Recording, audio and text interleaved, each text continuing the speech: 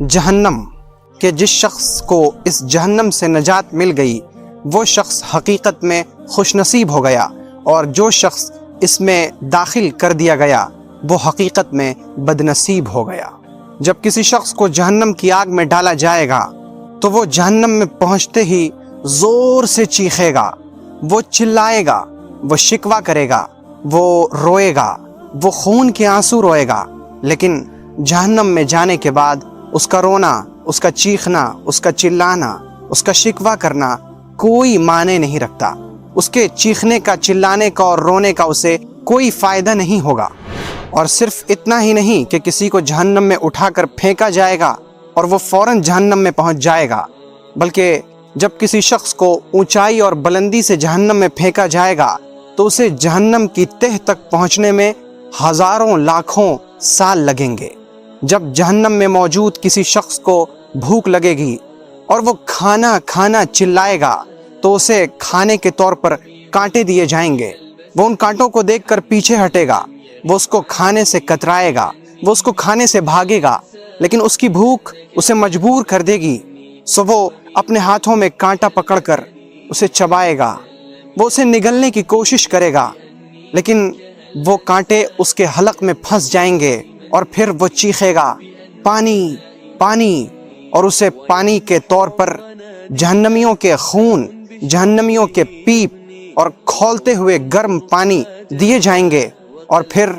وہ نہ چاہتے ہوئے زہر مار کر بہت مجبوری کی حالت میں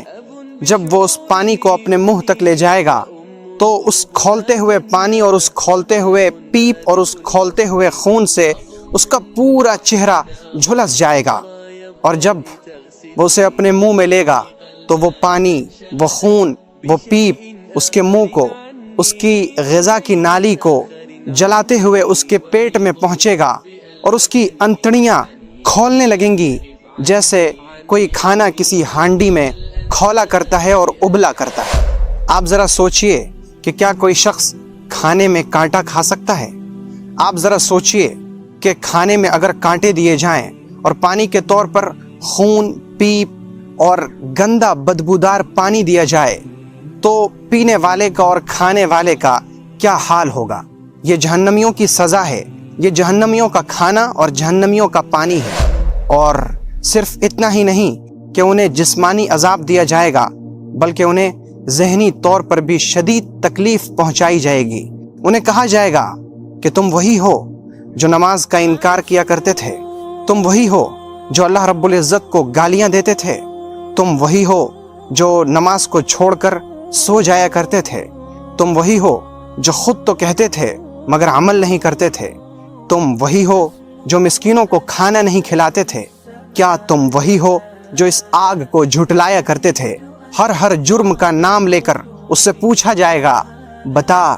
تجھے کیسا لگ رہا ہے، بتا اس آگ کا مزہ کیسا ہے، بتا یہ سزا تجھے کیسی لگ رہی ہے۔ ان کے چہرے سے ذلت، پھٹکار اور لعنت برس رہی ہوگی، جیسا کہ اللہ رب العزت نے قرآن پاک میں صاف اعلان فرمایا ہے، والذین کسبوا السیئات جزاء سیئۃ بمثلها وترهقهم ذلة ما لهم من اللہ من عاصم كأنما أغشيت وجوههم قطعا من الليل مظلما أولئك أصحاب النار هم فيها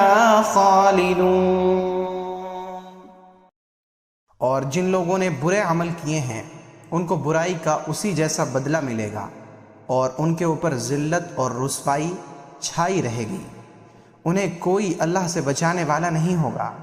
گویا ان کے چہروں پر اندھیری رات کے ٹکڑے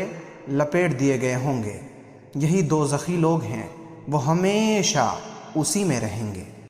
جہنمیوں کے کھانے میں جہاں ایک طرف خون، پیپ، تلچھٹ اور کانٹے ہوں گے، وہیں دوسری طرف ان کے اوپر طرح طرح کے سانپ، اژدہے اور بچھو مسلط ہوں گے۔ ان میں ایک ایک سانپ ایسا ہوگا کہ اگر وہ سانپ ایک مرتبہ اس شخص کو کاٹ لے تو وہ 40 سال تک اس کے زہر سے بلبلاتا رہے۔ ان میں ایک ایک بچھو 3-3 فٹ 4-4 فٹ کا ہوگا کہ اگر وہ بچھو ایک مرتبہ ڈنک مار لے تو آدمی سالہ سال تک اس کے زہر سے بے چینی محسوس کرتا رہے۔ یعنی جہنمیوں کی صورتحال اس طرح کی ہوگی کہ وہ آگ میں ہوں گے، چاروں طرف آگ، اور اس کے اوپر سانپ اور بچھو مسلط، ہاتھوں میں بیڑیاں بندھی ہوئی، پاؤں بیڑیوں سے جکڑے ہوئے، اور ادھر سے سانپ کاٹ رہے ہیں، دوسری طرف سے بچھو ڈنک مار رہا ہے، کھانے میں پیپ اور خون دیا جا رہا ہے، نگلنے کے لیے کانٹا پیش کیا جا رہا ہے، اور صرف اتنا ہی نہیں بلکہ انہیں آگ کا لباس پہنایا جائے گا، آگ کے کپڑے پہنائے جائیں گے۔ جب کسی جہنمی کو آگ کا کپڑا پہنایا جائے گا تو اس کا جسم جھلس جائے گا، اور جب جہنمی کا چمڑا جل جل کر ختم ہو جائے گا تو پھر ان کے جسم پر نئے چمڑے اگائے جائیں گے، اور پھر ان نئے چمڑوں پر دوبارہ سے عذاب دیا جائے گا۔ پھر جب وہ چمڑے بھی جل جائیں گے تو پھر سے نیا چمڑا دیا جائے گا، اور پھر اس چمڑے پر سزا دی جائے گی، اور یہی سلسلہ چلتا رہے گا۔ یہ جہنمیوں کے کھانے، ان کے پینے اور ان کے لباس کا ذکر ہے۔ جہنم اتنی خوفناک اور اتنی دہشتناک جگہ ہے کہ اگر اس کا بہت زیادہ ذکر کیا جائے تو انسان کا کلیجہ خوف سے منہ کو آ جاتا ہے، آدمی ڈر محسوس کرنے لگتا ہے۔ شاید آپ کو بھی جہنم کا ذکر سن کر ڈر لگ رہا ہوگا، اور ظاہر ہے کہ جہنم سے اور اس کی دہشتناکی، اس کی ہولناکی اور اس کی خوفناکی سے ڈرنا ہی چاہیے، لیکن اس جہنم سے حقیقی ڈر یہ ہے کہ ہم ان کاموں کے لیے کھڑے ہو جائیں جو کام ہمیں جہنم سے بچا لیں اور ہمیں جنت میں داخل کرا دیں۔ اور ہم بھی جانتے ہیں اور آپ بھی جانتے ہیں کہ وہ کون کون سے کام ہیں جنہیں اپنا کر ہم جہنم سے بچ سکتے ہیں۔ اگر آپ کو یہ ویڈیو پسند آئی تو ویڈیو کو لائک کریں اور اسے اپنے دوست و احباب میں شیئر کریں، اور تازہ فکر سے جڑے رہنے کے لیے چینل کو ضرور سبسکرائب کریں، اور نئی ویڈیو سب سے پہلے پانے کے لیے گھنٹی کا بٹن دبائیں۔